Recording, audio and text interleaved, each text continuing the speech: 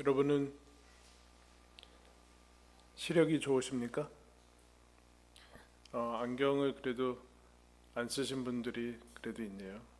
그런데 시간이 지나면 이제 근시와 상관없이 노안이 좀 오게 되죠.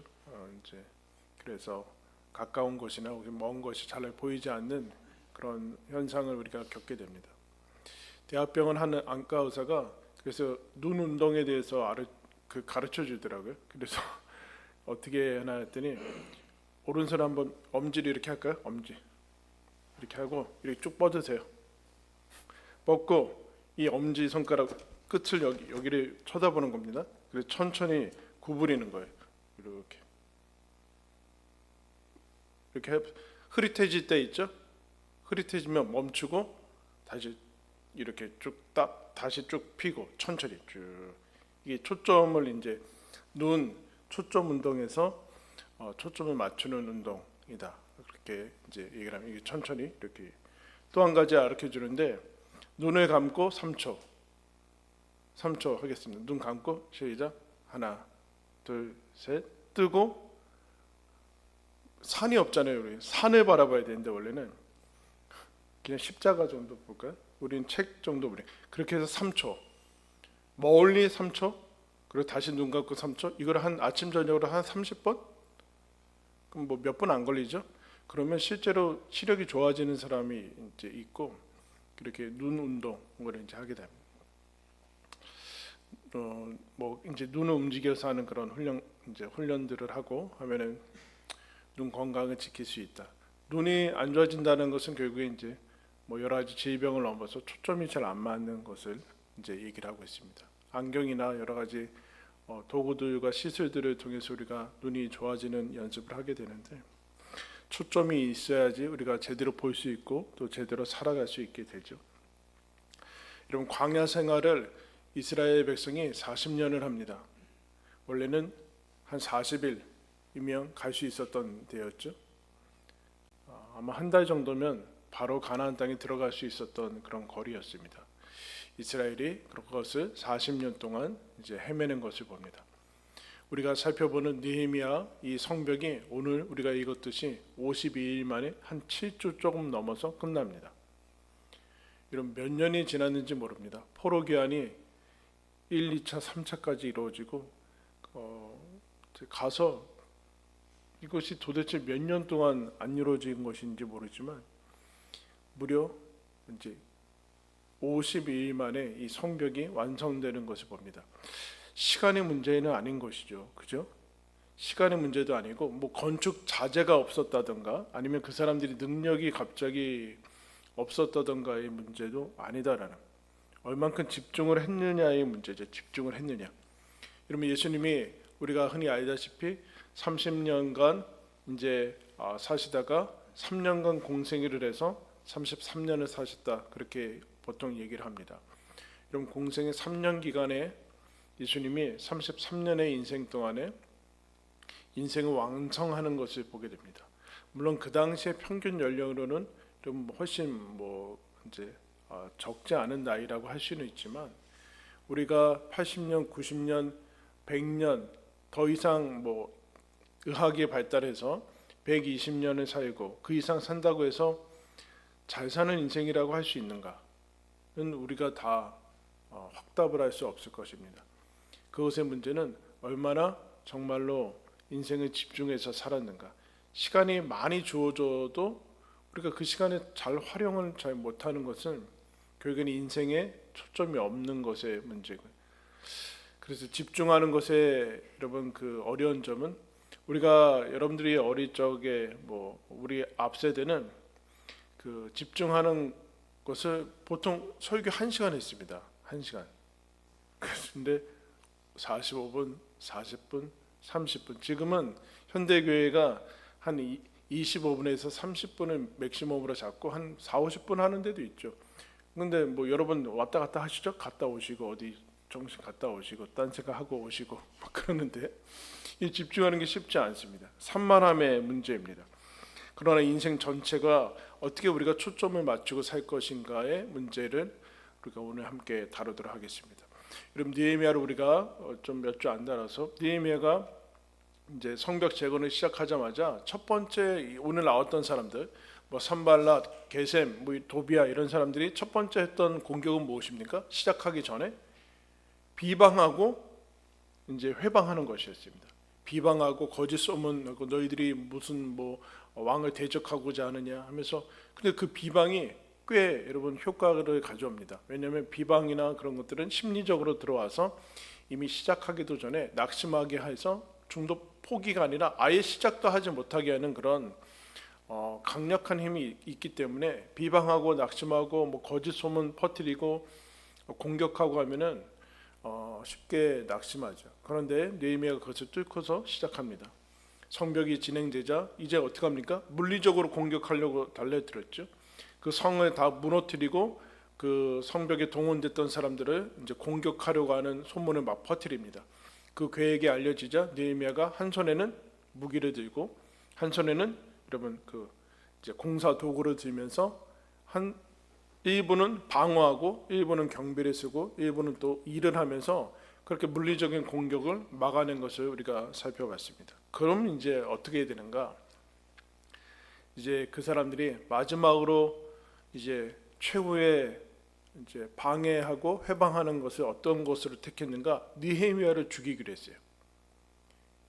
도저히 안 되겠다. 이제 이거 1절에 보니까 거의 완성이 됐다라고 이게 문만 닫으면 될 정도다. 그렇게 해서 이제 이것도 안 통하고 저것도 안 통하니까 이제 느헤미야를 제거해서 이 일을 이제 수포로 돌아가게 하겠다. 그렇게 이제 계획을 세웁니다. 그래서 2절 말씀에 보면은 산발락과 게셈이 내게 사람을 보내어 이르기를 오라 우리가 오노 평지 한 촌에서 서로 만나자 하니 실상은 나를 해하고자 함이었더라. 이 사람들이 느헤미야를 그래서 오노 평지라는 곳에 불러서 우리가 만나자. 이 사람들이 계속해서 괴롭혔던 사람이니까 이제 뭐 여러 가지 감언의설을 통해서 우리가 뭐 서로 의논하고 돕자 뭐 이런 식으로 얘기를 했겠죠. 뭐 좋은 게 좋은 거 아니냐.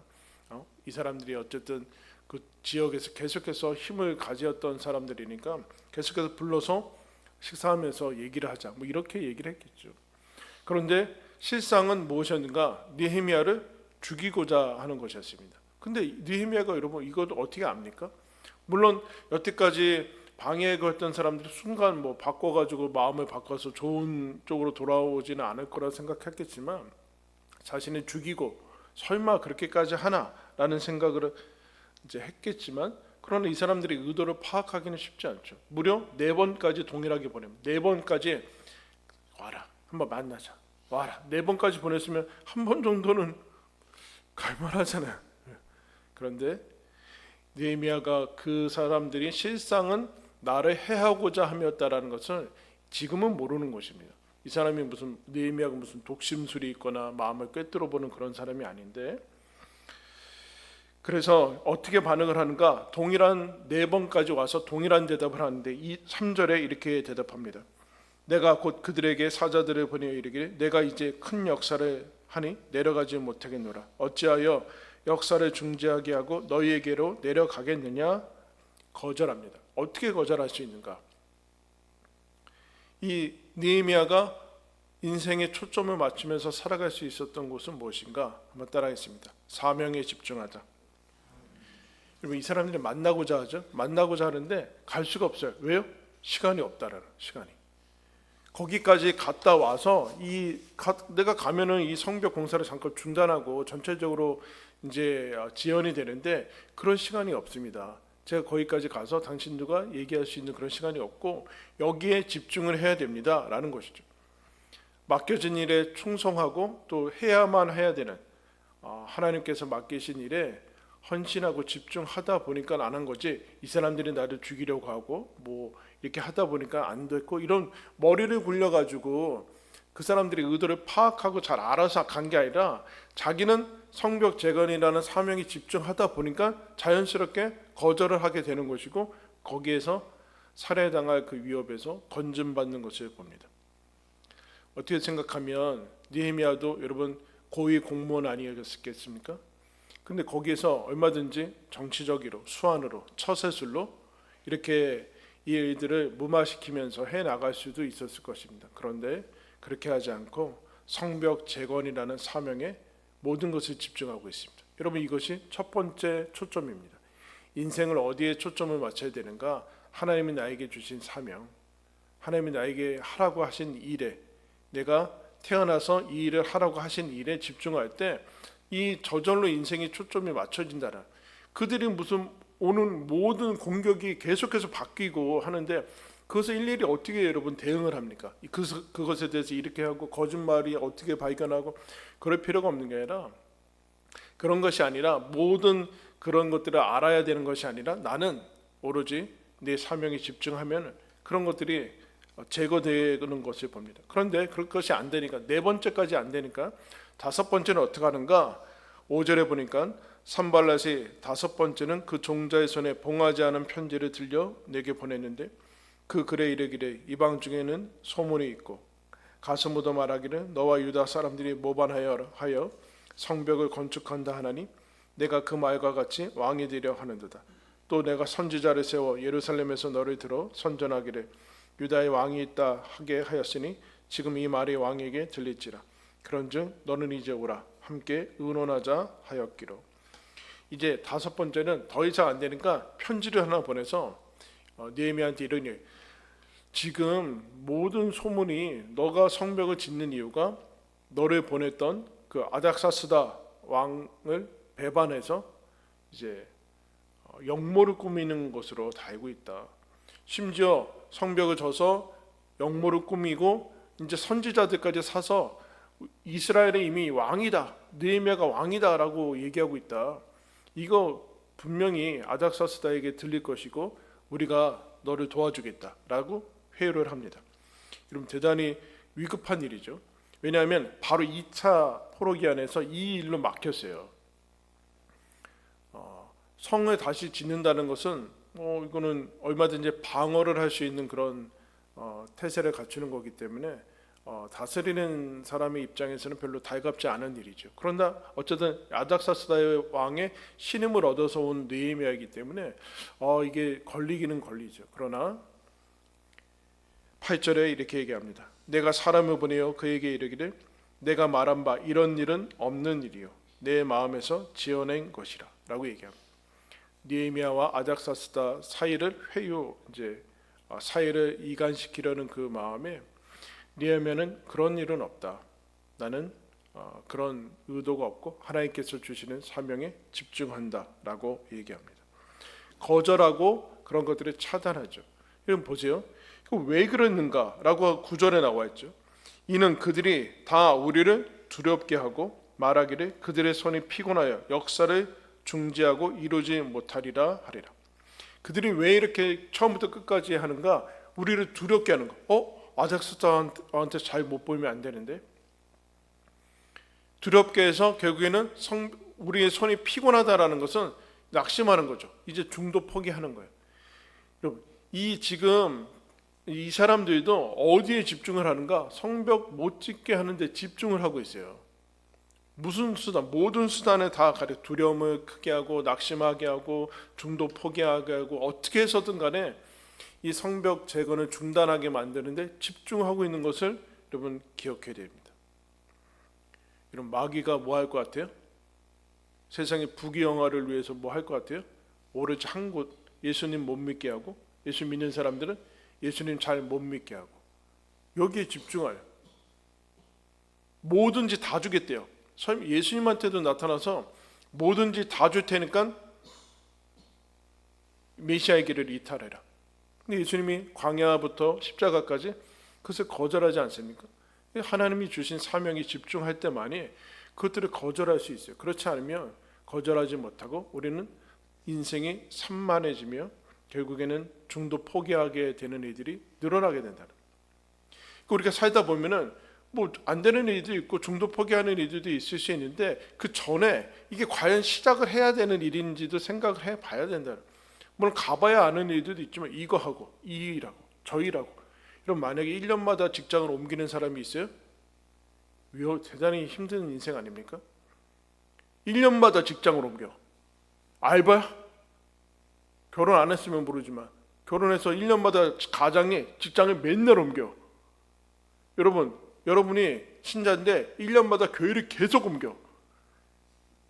100교회 다니는 게 내 인생의 목표다. 신앙이 잘할 수 있습니까? 여러분?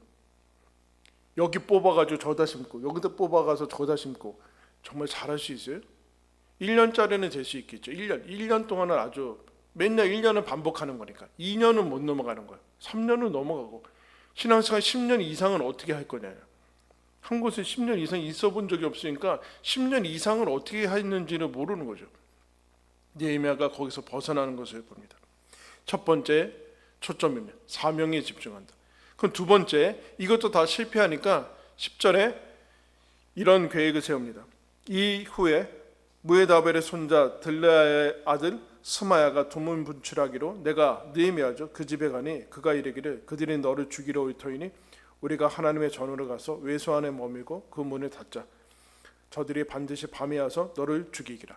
스마야라는 사람이 있는데 제사장으로 보이고 선지자로 보입니다. 성전에 있는 것으로 봐서 그 사람이 느헤미야가 찾아간 것으로 봐서는 뭐 친분이 있었던 거 왕래가 있었겠죠. 두문분출해서 나오지 않으니까 느헤미야가 찾아갔는데 그 사람이 됐든 저 사람들이 당신 죽이려고 합니다. 느헤미야도 이미 짐작을 하고 있었겠죠. 그러니까 오늘 죽이려고 하니까 성전에 들어가서 숨읍시다. 그러면 살아날 수, 목숨을 보존할 수 있을 것입니다. 여러분 너무나 그럴듯한 것 아닙니까? 여기서 나오는 외소는 이건 좀 바꿔야 될 것 같아요. 그냥 성소입니다. 성소. 근데 여러분 성소는 일반 이스라엘 백성이 들어갈 수 있어요? 없어요? 들어가면 죽습니다. 이방 제사 제물을 가져와서 제사를 드리는 그 번제단이 있는 데까지는 이스라엘 백성이 들어가지만 천막으로 쳐 있는 그 성소와 지성소가 있는 그 안에는 지성소는 대제사장이 1년에 한 번 들어가는 것이고 성소는 제사장만 들어갈 수 있는 것이에요. 제사장이 아닌 사람이 들어가면 아마 이스라엘 구약에서는 거의 다 즉사하거나 이거는 상상할 수 없는 일이죠. 여러분 성경 읽어보면 성막에 대한 거, 이 성전에 대한 그 설계도를 누가 봤습니까? 모세가 봤죠. 모세가 하나님한테 그 성막에 대한 설계도를 받고 다 지시를 해요. 성막을 어떻게 만들고 다 재료를 가져가서 다 지어요. 지은 다음에 하나님께 봉헌하죠. 그 다음에 어떻게 되는지 아십니까? 모세도 못 들어가요. 성막 설계도를 직접 받아서 다 그것을 성막을 짓게 하고 진두지를 하고 그거 맡은 아론 대제사장들 다 세운 사람이 모세인데 성막을 지은 다음에는 모세도 그 안에 들어갈 수 없습니다. 왜요? 제사장이 아니기 때문에. 여러분 이거 아주 중요한 부분입니다. 이 느헤미야가 이제 그렇게 얘기해. 근데 생명이 위급하면 하나님이 그런 거는 봐주지 않겠냐. 정상이 참작이 될 것이고 그리고 이 사람이 누구냐면 제사장이고 선지자니까 권위가 있는 거예요. 이 사람이 하라고 했으니까 될 것이다 라는 생각이 있고 저 사람들이 죽이러 온다는 것은 충분한 가능성이 있는 얘기니까 두렵고 급하면은 그럴 수 있게 되죠. 두렵고 급하면 그렇게 될 수 있습니다. 그런데 11절에 이렇게 거절합니다. 내가 이르기를 나 같은 자가 어찌 도망하며 나 같은 몸이면 누가 외소에 들어가서 생명을 보존하겠느냐. 나는 들어가지 않겠습니다. 어찌 제가 도망하고 제가 도망가면 어떻게 되겠습니까? 그리고 더더욱 저 같은 사람이 제사장이 아닌데 어떻게 성소에 들어갈 수 있습니까? 이 급박하고 여러분 두려운 마음이 있는데 이 사람이 거절을 해요. 여러분 두 번째 초점이 나오죠. 한번 따라하겠습니다. 계명을 지키다. 여러분 사명에 집중하고 계명을 지키는 것이 하나님의 말씀, 율법을 지키는 것이 초점이에요. 이 사람이 이것을 어떻게 이제 극복을 해야 되는가? 우리가 이 말씀이나 율법이라는 것이 상황이 앞서지면은 이게 상황 마치 윤리처럼 상황이 훨씬 이제 중요한 것처럼 되어지는데 그렇지 않고 계명을 지키고 있어요. 그러면서 그 사람이 뭐라고 얘기하는가? 12절에 깨달은즉 그는 하나님께서 보낸 사람이 아니다. 왜요? 하나님의 율법을 어기라고 하는 제사장이 하나님이 보낸 사람이 아니다 라고 얘기를 하고 있고 나중에 알게 됐겠죠. 도비아와 산발랄에게 뇌물을 받은 것을 거짓 예언을 했다. 거짓말을 한 것이죠. 그 사람들이 죽이러 오는데 너 그 사람 만나면, 느헤미야 만나면 너 죽이러 오게 해서 성소에 들어가게 해서 그렇게 해라. 이 사람이 돈을 받았어요. 왜 그랬는가? 13절에 그들이 뇌물을 준 까닭은 나를 또다시 두렵게 하고 이렇게 함으로 범죄하게 하고 악한 말을 지어 나를 비방하게 함이었습니다. 스마야라는 사람이 자례를 지키는 사람이죠. 말씀을 지키는 사람이 아니라 하나님의 뜻을 전하고 제사장으로 선지자로서의 역할을 하는 것이 아니라 그냥 생계 유지를 위해서 하는 사람으로 타락한 것을 봅니다.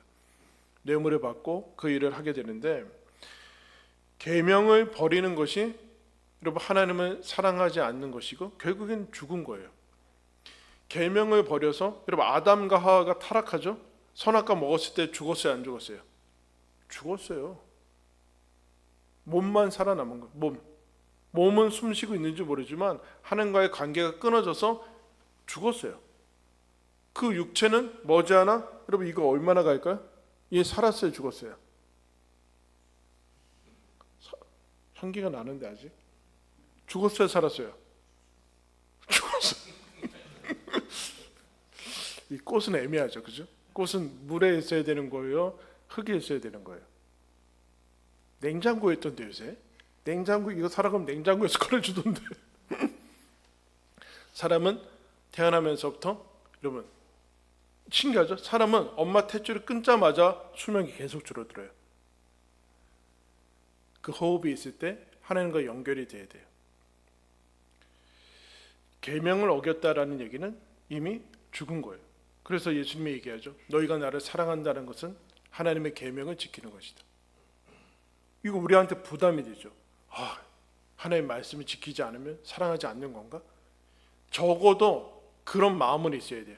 지키고자 하는 마음. 완벽하지는 않더라도 내가 어떻게든 나를 사랑하는 하나님께서 나에게 주신 말씀을 지키고자 하는 마음이 아예 없다. 이 구원을 의심해 봐야 돼요. 실제로는 내가 하나님의 말씀을 지키고자 하는 마음이 아예 없다, 아예 없이 무시하고 산다 하면은 거듭나지 않았을 가능성이 있습니다. 그런데 실패하고 완벽하지 않고 10번 시도하면은 한 번 성공할까 말까 하더라도 하나님, 제가 하나님의 말씀을 지키겠습니다, 이거는 구원은 받은 사람의 마음이죠. 지금 이 사람은 그런 것이 아니라 하나님이 보낸 사람이 아니라 율법을 어기라고 합니다. 근데 왜 그랬는가? 1차, 아까도 그랬지만 두렵게 하는 게 목적이에요. 두려우면 마비가 돼요, 영혼이. 두려우면 내 삶에, 지금 스마야는 여러분 왜 뇌물을 받았을까요? 너 우리 말 안 들으면 너 바로 자른다? 자르면 나 가정도 있고 애들도 있고 애들 교육도 시키고 어떻게 살아? 이 두려우면 뇌물을 받고 거짓 예언하는 거죠. 뭐 때문에 여러분 우리가 말씀을 이탈할 것 같아요? 두려움. 너 그렇게 하면 못 산다. 내가 너의 주도권을 가지고 있어. 내가 너 직장에서 자를 거고, 말씀 제대로 전하지 말아라. 말씀대로 살지 말아라. 이 마음이 들어오면 우리는 하나님의 계명을 어기게 되죠. 그게 범죄라는 건데 뭐 세상 윤리의 모습이 아니에요. 세상 윤리를 어긴다는 것이 아니죠. 그럼 범죄하면 안 죽었을지라도 느헤미야가 성소에 들어갔다는 것이 나왔으면은 제사장만 들어갈 수 있는 성전에 들어가서 느헤미야가 하나님께 범죄했다라는 것은 이건 이스라엘한테 아주 큰 치명적이기 때문에 이제 느헤미야의 권위는 없어지죠. 그러면 저 사람이 주도했던 이 모든 성벽 제거는 여러분 하나님께 불경한 것이 되고 다 없어지는 거나 마찬가지예요. 그것을 노리고 있습니다. 그때 그런데 느헤미야는 거절하죠. 뇌물을 받은 것도 몰랐고 이 사람이 뭐 하나님의 사람인지 아닌지 뭐 제사장이니까 그런 거 중요하지 않고 나는 하나님의 말씀을 지키겠습니다. 여기에 집중하니까 다른 그런 모든 덫과 같은 것들이 다 사라지고 이겨나가는 것들을 보게 돼요. 여러분 느헤미야, 이제 요셉이 제 형들에 의해서 팔려가죠. 그때 하나님이 안 도와주셨어요? 도와주셨죠. 도와주셔서 어쨌든 죽지는 않고 이제 보디발에게 팔려가는데 보디발의 아내가 유혹하니까 생각해보세요. 하나님이 그래도 하나님께 열심히 믿고 그랬는데 하나님이 팔려가는 데 막아주지도 않고 나는 이미 애굽에 팔려와서 노예살이하고 감옥에 갇혀 있고, 근데 유일하게 보이는 것은 이 보디발의 아내가 유일한 동아줄로 보일 수 있을 거 아니에요. 끈으로 보이고 여기서 내가 나갈 수 있는 유일한 하나님이 보내신 기회다라고 할 수도 있죠. 그런데 요셉이 그 억울한 상태, 하나님이 나를 왜 보내셨니, 인생이 여러분 나중에 총리가 됐을 거를 알았을 거라는 생각을 하시면 안 되죠. 총리가 됐고 내 인생 망한 거죠. 이제 팔려왔으니까 이제 죽든 살든 뭐 아무것도 아닌 사람이 됐는데, 여기서 뭐 더 바닥으로 내려갈 게 어딨어. 여기서 뭐 내가 뭐 말씀을 지키고 율법을 지키냐, 이게 정상적인 반응 아니에요?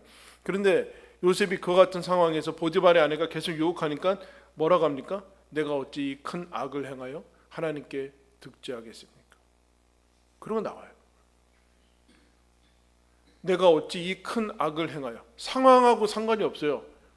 그건 하나님의 뜻이 아니에요. 하나님께 어떻게 죄를 짓겠습니까? 라고 여기에 초점을 맞춰요. 하나님의 말씀을 지키는 데 초점을 맞추니까 자기의 인생도 초점을 맞춰지는 것들을 이제 보게 됩니다. 그 다음에 이 세 번째 초점은 무엇인가? 첫 번째는 사명이고 두 번째는 계명인데, 그로 말미암아 15절에 성벽 역사가 52일 만인 엘루롤 25일에 끝나매 우리의 모든 대적과 주위에 있는 이방 족속들이 이를 듣고 다 두려워하여 크게 낙담하였으니 그들이 우리 하나님께서 이 역사를 이루신 것을 알미라. 52일 만에 성벽 재건의 역사가 끝나고 그로 말미암아 역전되죠. 그 주위에 있는 사람들이 오히려 다 두려워하고 낙담했습니다. 왜냐, 이것이 하나님께서 이루신 일이라는 것을 본인들도 알고 주변에 있는 사람들도 알게 됐다라. 즉, 이 계명이나 사명은 인간이 만들어내는 어떤 비전이 아니라 하나님께서 주신 것이다. 이것이 성벽이 재건되는 거 보고 이게 되는 거구나. 짓는 사람들도 놀랐고 주변에 있는 사람들도 두려움을 느끼게 된 것이죠. 하나님께서 하셨구나. 그래서 유일한 초점은 하나님이에요. 유일한 초점. 히브리서 12장 1절에 우리에게 구름같이 둘러싼 허다한 증인들이 있으니 모든 무거운 것과 얽매이기 쉬운 죄를 벗어버리고 인내로써 우리 앞에 당한 경주를 해라. 인생을 경주로 비유하면서 얽매이기 쉬운 죄들을 벗어버리고 최대한 몸 가볍게 해서 너희 인생을 달려가라. 표대와 목표는 무엇인가? 믿음의 주요 또 온전하게 하시는 이인 예수를 바라보자. 예수를 바라. 초점은 예수다. 예수의 초점을 두고 달려가야 된다. 그는 그 앞에 있는 기쁨을 위하여 십자가를 참으사 부끄러움을 개의치 아니하시더니 하나님 보좌 우편에 앉으셨느니라. 십자가라는 사명과 하나님의 뜻에 집중했다. 인생을 살아갈 때 예수에게 초점을 맞추지 않으면 다른 것은 다 사실은 아무것도 아니다. 인생이 얼마나 길었느냐가 중요하지. 100년 동안 무슨 성벽을 짓는 거 그런 것도 아니라는 얘기예요. 근데 이 느헤미야가 제가 확 지나갔는데 9절에 보겠습니다. 아까 거절할 때, 죽이려고 했을 때 거절하면서 이렇게 얘기합니다. 이는 그들이 다 우리를 두렵게 하고자 하여 말하기를 그들의 손이 피곤하여 역사를 중지하고 이루지 못하리라 함이라. 우리 다 같이 읽겠습니다. 이제 내 손을 힘있게 하옵소서. 기도하고 있어요. 하나님, 저들이 저를 죽이려고 하고 두렵게 하고 아닥사스 왕한테 내가 쿠데타 일으킨다고 하고 하면서 두렵게 하는데 어떻게 이 초점을 두렵겠죠, 여러분. 느헤미야가 두려웠을 거예요. 그런데 그것을 이 사명, 하나님이 주신 사명을 흔들리고 두려울 때 어떻게 초점을 잡는가? 기도하고 있어요. 기도. 하나님에게 초점을 맞추죠. 기도라는 것은 결국엔 기도와 우리의 예배와 뭐 수요 예배, 주일 예배 건 다 간에 하나님에게 초점을 맞추는 거예요. 그럼 기도 안 하고 예배 안 드리고 그러면 어떻게 될까요? 여러분 한 달만 예배 안 드리고 그냥 살던 대로 계속 살아보세요. 일상에서. 초점이 완전히 엉망될걸요? 불신자의 초점으로 바뀔 거예요. 그건 안경 안 쓰고, 안경 쓰는 사람이 안경 안 쓰고 생활하는 거랑 똑같이 되잖아요. 근데 느헤미야 그걸 어떻게 잡는가? 기도하면서 하나님께 초점을 맞추기. 하나님, 내 손이 피곤하지 않고 낙담하지 않도록 힘있게 해주십시오 라고 기도합니다. 14절 말씀 다 같이 읽겠습니다. 내 하나님이여 도비야와 산발락과 여선지 노다 그 남은 선지자들 곧 나를 두렵게 하고자 한 자들의 소행을 기억하옵소서. 아까 스마야를 통해서 성소에 들어가서 범죄하게 하고자 하는 그 이후에 또 뭐 하는가? 느헤미야가 기도하고 있어요. 하나님, 저들의 소행을 기억해 주십시오 라고 기도하면서 다시 하나님 말씀을 지키면서 살아가는 이 계명의 초점을 다시 맞추고 있어요. 초점을 다시 맞춰. 왜 기억하게 해달라고 할까요? 복수, 이런 이 사람들이 날 가만히 놔나 복수하고 보복하고 얼마든지 할 수 있잖아요. 그런데 거기에도 여러분 지금 산만하게 거기로 이탈하지도 않고 있어요. 지금 느헤미야가 오로지 성벽 재건하며 하나님의 말씀을 지키면서 정도 걸으면서 그 길로 집중을 하고 나머지 하나님께 맡깁니다. 이 사람들의 악행은 기억해 주시고 제 손을 힘있게 해주십시오 라고 합니다. 그 다음에 17절부터 19절은 또다시 어떤 것을 얘기하냐면은 이거는 뭐 주변에 앞에서 나왔던 사람들은 이방 민족이고 암몬 사람, 아라비아 사람 그런 사람들인데 왜 그렇게까지 됐는가? 유다의 귀족들이 이미 이 사람들과 혼인 관계고 동맹을 맺었어요. 아주 뿌리 깊은 커넥션이 있는 거죠. 누구요? 동족인 유다 사람들이 이 사람들과 워낙 그 이권들이 개입돼 있어서 이거 여태까지 안 된 이유에 대해서 51일 만에 되는 성벽 재건이 안 된 이유는 뿌리 깊은 이 악과의 하나님을 대적하고 성벽을 짓지 않고 그래서 이 땅의 삶에 집중했던 악의 사람들, 반대로 얘기하면 다른 얘기를 하면 삶에 초점이 없는 사람들에 의해서 성벽 재건이 되지 않는 것일 겁니다. 여러분 시편 1편에 악인을 뭐라고 비유했습니까? 바람에 나는 겨다. 근데 바람은 여러분 바람에 따라 가니까 얼마나 유행에 빨라요? 유행에도 빠르고 시대를 따라가는 것 같고 그러나 충동과 시대에 따라서 계속해서 바뀌는데 그게 악인이죠. 그러나 의인은 시냇가에 심겨진 나무다. 한 가지 장소에밖에 없죠. 나무가 여러분 인간이 아닌 이상 다리가 있어서 뭐 이렇게 갑니까? 한 곳에 있어야 되잖아요. 나무는. 그런데 그 나무만이 뿌리를 내리고 열매를 맺는다. 의인과 악인의 초점은 그 차이는 무엇인가? 하나님께 뿌리를 내렸는가? 즉 영혼이 하나님께로 향하고 있는가? 그렇지 않은가? 예, 의인과 악인의 차이입니다. 여러분 예수님이 아까 3년 공생애를 했습니다. 3년 모든 병자를 다 고치질 않았어요. 물론 예수님께 나와왔던 모든 병자는 고쳤죠. 다 예수님께 나왔던 모든 병자는 고쳤지만 그 시대에 아팠던 모든 병자를 다 고칩니까? 예수님이 무슨 식량 문제를 해결하고 갔습니까? 뭘 하고 했습니까? 모든 사람을 만났으니까 모든 사람을 다 예수의 제자로 만들었습니까? 그런데 예수님이 뭐하고 마지막에 뭐라고 가십니까? 다 이루었다. 다 이루었다. 그럼 놀랍지 않습니까? 지금 죽어가는 사람이 있고 가난한 사람이 있고 굶어 죽는 사람이 있는데 예수님은 제자들하고 마지막 만찬을 하고 그렇게 가시면 안 되잖아요. 뭔가 해결하고 가셔야죠. 근데 다 이뤘다라고 가세요. 우리가 그것을 기억해야 돼요. 예수님은 하나님이 맡겨주신 사명과 계명과 하나님이 맡겨주신 사람에게만 집중합니다. 그 사람들에게. 여러분 메시지교회 담임 목사라는 게 무슨 뜻일까요? 메시지교회에만 집중하라는 거예요. 여러분 지금도 얼마나 제 지인이 얼마나 많은 사람들이 지인이 있어서 목사님 제 지인이 이제 돌아가셨는데 장례 좀 집례해 주세요. 가요 마요? 말아요. 오늘 수혜배인데 잠깐 갔다 올까? 가면 돼요 안 돼요? 마음대로 하세요. 그렇게 표정 마음대로 하세요. 마음대로 갔다 오지 좀. 왜 안 가요? 메시지 교회에 집중하는 게 담임 목사이기 때문에 그래요. 무슨 제가 한국교회 목사예요? 아니잖아요. 지금 그 얘기를 하는 거예요. 근데 우리는 이게 얼마나 어렵습니까, 여러분? 청년 시절 지내다가 결혼을 해요. 결혼한다는 건 뭐예요? 한 여인만, 한 남자만 사랑하겠다는 거 아니에요. 이게 쉬워요, 어려워요? 같이 하고 싶지 않아요?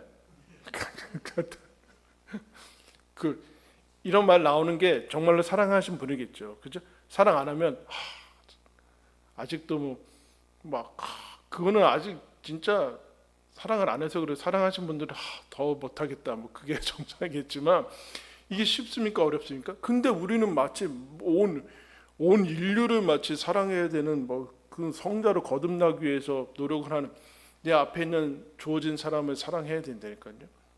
마음과 뜻과 힘을 다해서. 하나님이 정해줬잖아요. 정해준 한 사람을 사랑하지 못해. 그래서 하나님이 또 만나게 주셔서 자녀로 정해진 한두 명을 사랑을 하지 못해요. 안 나요. 이제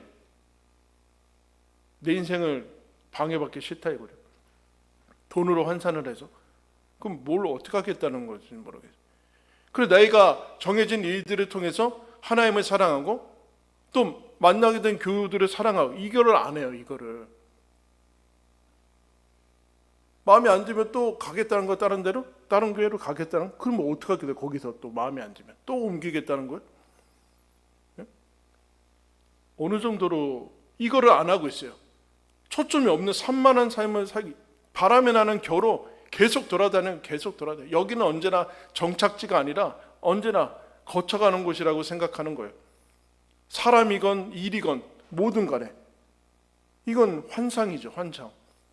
그럼 느헤미야가 그렇게 해서 올 수 있었겠습니까? 느헤미야가 아닥사스다 왕, 거기에서 이방 민족에서 포로 생활하면서 그 포로 2, 3세로 자라면서 여러분 열심히 자기의 일들을 감당했으니까 하나님이 이 일을 감당하지 않겠습니까? 어느 날 그 소식을 듣고 내가 성벽 재건을 해야 되겠다라는 것은 느헤미야가 그만큼 거기에서 하나님의 사명을 맡겨주신 일들을 잘 감당하고, 그렇기 때문에 다음 사명이 보이던가 하는 거지, 그렇지 않은 사람이 내가 어느 기회만 오면 내가 하나님을 위해서 열심히 일하겠다, 그런 사람한테는 하나님의 사명이 가지 않죠. 열심히 일해라. 너 열심히 일해라. 여러분 게으른 어부들한테 하나님이 12제자로 부르십니까? 열심히 일하는 어부들을 부르세요. 세일이라도 열심히 일하는 사람들 부르세요. 여러분 세일이라도. 그렇지 않고서 사명이 다음으로 나가냐? 그럴 수 없다라는. 여러분 사도 바울이 악랄한 사람이었죠. 크리스천들 다 잡아 죽이고 스테반 죽이는데 앞장섰던 사람인데 하나님이 그와 같은 사람을 꼭 부르셔야만 되겠습니까? 근데 하나님이 부르시죠. 그래서 사도 바울이 이렇게 고백합니다.